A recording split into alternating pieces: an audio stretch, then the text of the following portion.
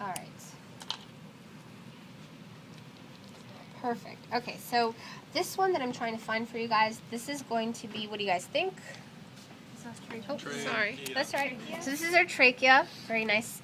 All right, this next one is going to be an organ right over here. This is above the heart. So this organ right here is the thymus. Then we're going to have a set of lungs on this side as well as on this side. Then we have a diaphragm that is cut, but we can still see part of it right over here and right over here. So it separates the thoracic cavity from the abdominopelvic cavity. A little piece of liver. All right, then the next one right over here, if I kind of pull it, it's a clear structure. So it's basically from the diaphragm to the actual liver. This clear tissue is going to be known as your falciform ligament. And it basically separates the liver into right and left lobes. And it's right over here if I pull this up a little bit. All right, one thing I wanted to talk about with you guys is going to be the parietal pleura, the visceral pleura, and parietal pericardium. So these are serous membranes, but they're very clear, and so they're very hard for me to like pull them out. And how are you going to know if I'm talking about that versus the heart?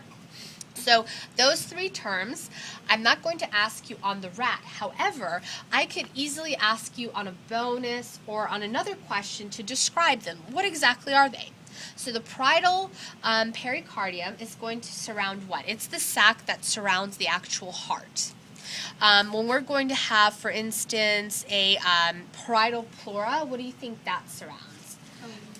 Parietal pleura is going to surround the thoracic cavity, and the visceral pleura, so pleura means lungs, the visceral pleura is actually going to be the serous membrane that is going to sit right on top of the actual lungs. But this is just something more of know what it is rather than identifying, because again, that would be really confusing. Okay, so of course we have the liver. We're going to pop the liver up like a hood of a car, and then next we're going to see the actual stomach. Where the stomach curves, there's a greater curvature. From that is going to be this basically connective tissue and fat. This is known as a greater omentum. And if we follow where the stomach ends and the small intestine kind of attaches to it, we're going to pull everything back. And if you guys notice, off to the side of the small intestine is a tissue, and it's kind of basically opaque. This is actually the pancreas. It kind of attaches to the mesentery proper, and it's because it's really thin, and if it wasn't attached firmly, what would happen is movement would break it into pieces, and that would not be a good thing.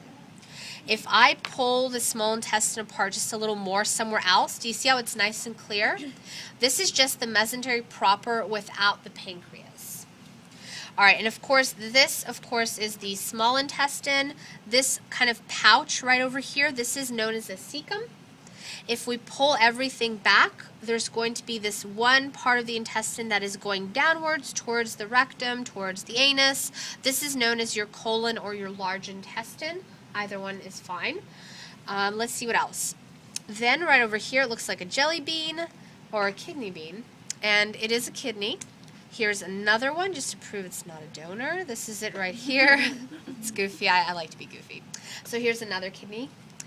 And let's see. So this is a female, and she definitely was not pregnant because there's really no development. Or if she was, we're very, very, very early. So this is some fat, but this is one example of a uterine horn. And this is the other uterine horn, just that beige colored part right here.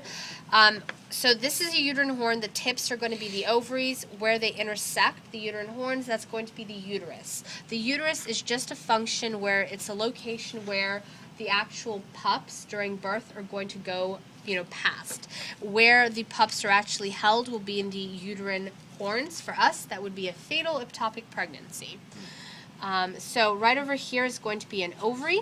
This is a uterine horn. All the way to the very center where they kind of intersect, that would be a uterus. This little stub right over here is going to be a bladder. This one is empty. And if you guys haven't seen this before, this is a clitoris, a vaginal orifice, and right at the base of the tail, that opening is an anus. So this is just if you haven't seen this before. And let's see, I'm kind of flying by the seat of my pants here. And I believe that is everything. Yeah, sounds so. Okay, So the next thing I'm going to do is I'll probably go